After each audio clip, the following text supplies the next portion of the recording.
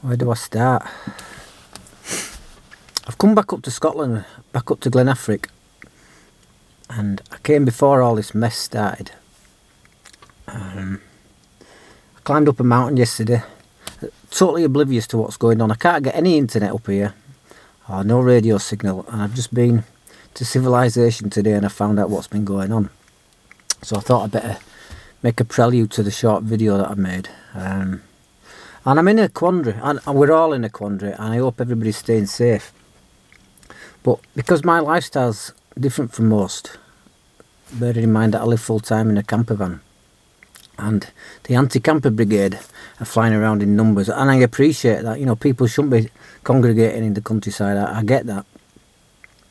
But when I come up here, like, there is nobody. I don't see anybody for days. Last Sunday, actually, it was busy because people were making the most of the good weather and that, and all congregating together, and they're all together and I'm on my own, and I'm getting the funny looks, which I thought were a bit strange. But the quandary I'm in is, and I don't know what to do, so I want people's advice. The lifestyle I'll be living at the moment if I stay here is going to the shop once a week for supplies, and then the rest of the time I'll be on my own, which to me seems to make sense. But we're rubbing people up the wrong way. I don't know whether to go back to the big city where I come from in Yorkshire, where there's going to be more people, more chance of social contact. I really don't know what to do. So if anybody's got any advice at all, I would appreciate it, seriously. Well, things have changed quite dramatically this morning. I've been parked down here for the last 20 minutes and already 2 cars have pulled in and threatened me.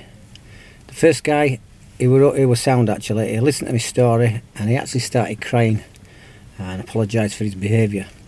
But the second guy, he wasn't so sympathetic and basically says he knows where I park at night and he's going to send the boys round and torch my vehicle.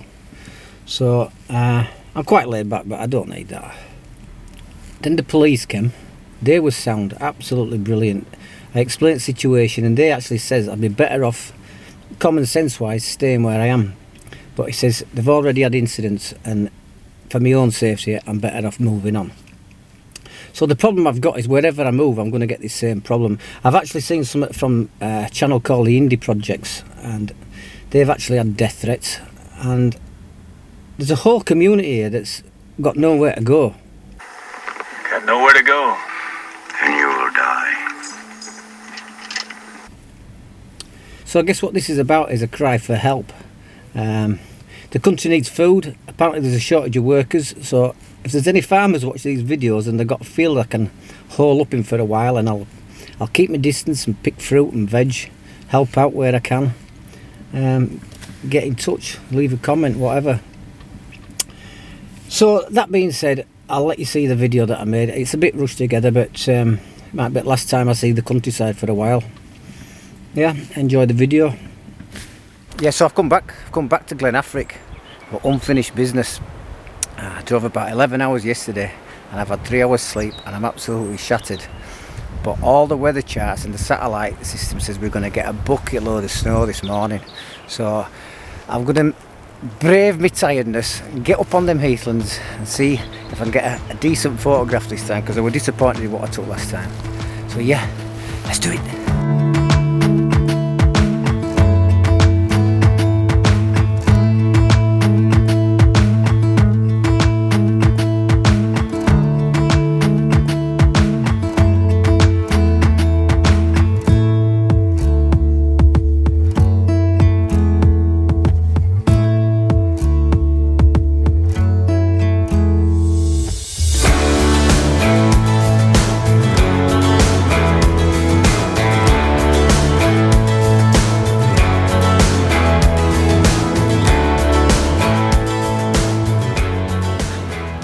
Right, I've got the conditions I came up for. I came up to Glen Affric because it was forecast snow and we're middle of March now, so this is going to be probably it for this year until the back end of the year anyway. But the only thing is, it's so challenging in trying to make a video and take a photograph and keep the lenses dry. It's virtually impossible. So what I'm going to do is I'm going to concentrate on my photography this morning until the snow sort of abates. It does look a bit brighter to the south there, and if the snow stops I can start talking to camera, talk you through a few of my compositions if I find anything. But it's great though, I'm loving it, absolutely brilliant.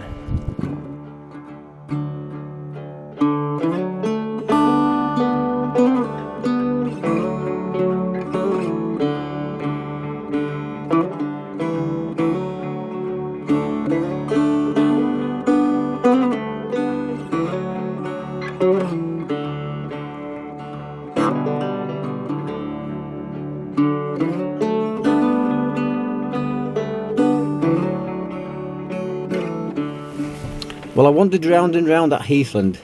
I got a few decent shots, but I thought it'd be worth talking you through the last shot I got, because it was quite amazing what happened. Basically, I found a gathering of water that had formed a V shape, and I had a family of trees on the right.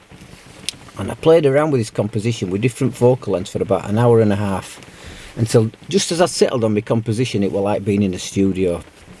I had a backdrop director, a lighting director, a cloud director, all in the studio with me. It was like, backdrop, yeah, just put a mountain at the left hand side of them trees, please.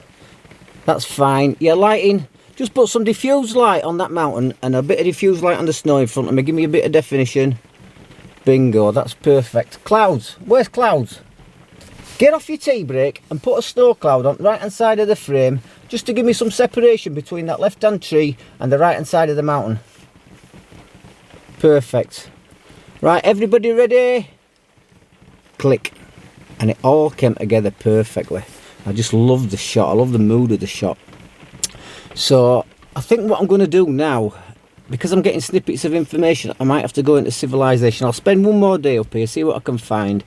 But it seems like things are changing and I want to do the right thing. So yeah, that's what I'm going to do. I'll probably go for a hike this afternoon up that mountain.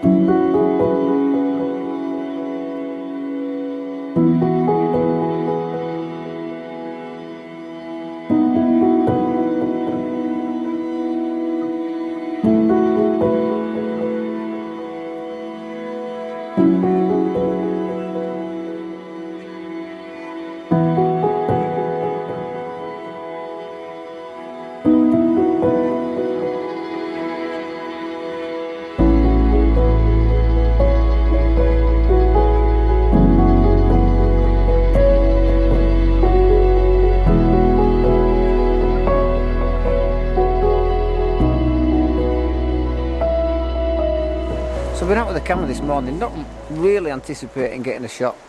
I think I've come across something that's worth taking a picture of. All along this walk here, I'm at a place called Dog Falls, and all along this walk we've got these dead silver birch, and they're all covered in it. I think it's called Old Man's Beard, and the colour of it is amazing. It's like a soft pastel grey-green colour, but I've really struggled to get a photograph until I found this thing here. What we've got is we've got a deadfall tree that's been reclaimed back by nature. It's got all like orange lichen on it, and moss is taking it over again. And it's just setting the contrast against these soft pastel greens. So all I've done is I've just focused on this mound. It's not a pretty tree or anything like that. It's just the colours of it and the contrast against these greens that are sort of attracting me to the scene. So I'm just focusing on that at f5.6 and just letting the background go soft and just picking up them colours. The deadfall tree to the right hand side, that's just adding another element, and we've got the vibrant greens of the grasses in front of it. So I don't know whether it'll work, but it's definitely worth taking a photograph of. But this place is incredible, it really is. It changes every day with the weather. I was talking to somebody yesterday, and he's the first man I've seen for 2 days, and he says in the summer you can't move for people, so I don't think it's a place I'll be coming back in the summer, and I would imagine because of the dampness it'll be swarming with midges. I don't know, but yeah, it's a great place though.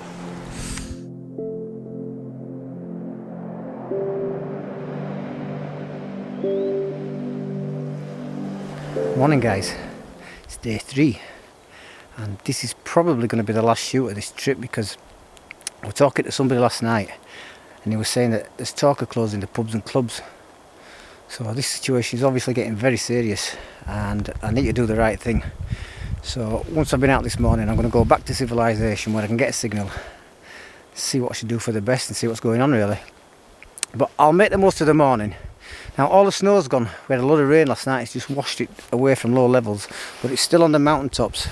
So I think the plan this morning is to maybe get a higher vantage point and take a pano, or there's a lock over the way, a small lock over the way, and it's very still this morning, so I might be able to get some nice reflection shots with the mountains in the background.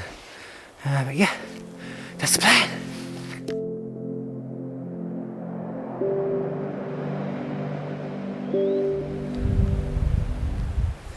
Well, I've gone down the route of the reflection shot. As I'm walking up that lane we started to get flecks of colour in the sky, and to be honest it's an easier walk as well. I'm getting tired with all these early mornings, but I think I've made the right decision.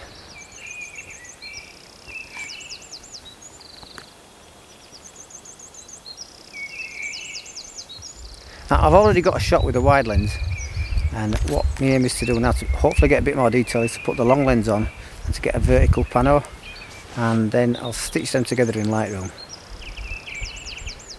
That sky is full, it's full of colour. You couldn't fit any more colour in it if you wanted to.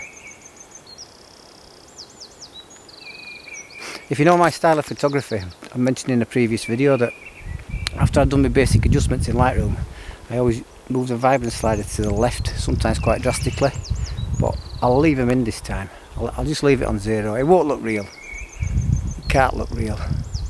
I actually got a camera originally because I do a lot of travelling, so I wanted to learn how to use a camera so I could remember the places that I'd been to. But I won't forget this morning. There's not a sound. Just the odd bird waking up for spring.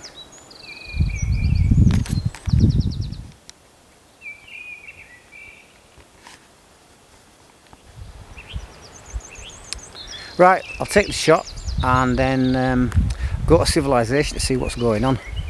So well done if you got this far, and I'll tag all the other photographs to some music as I do at the end now. Laters.